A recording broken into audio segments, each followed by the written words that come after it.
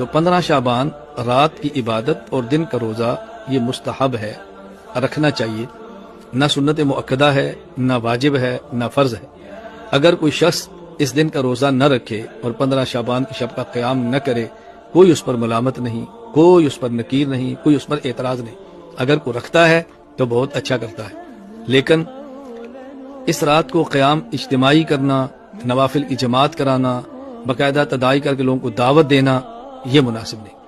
اسی طرح باقاعدہ شعبان کے روزے کے لیے رمضان کے روزے کی طرح عمومی سحری کا اعلان کرنا، عمومی افطاری کا اعلان کرنا، سحری افطاری کا اہتمام کرنا، یہ مناسب نہیں۔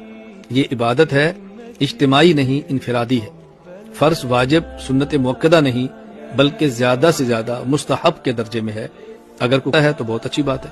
ہمارے بہت سارے مشائخ سے اس رات کا قیام بھی ثابت ہے، رات کی اہمیت کے پیش نظر عبادت بھی ثابت ہے۔ اللہ تعالیٰ توفیق عطا فرمائے۔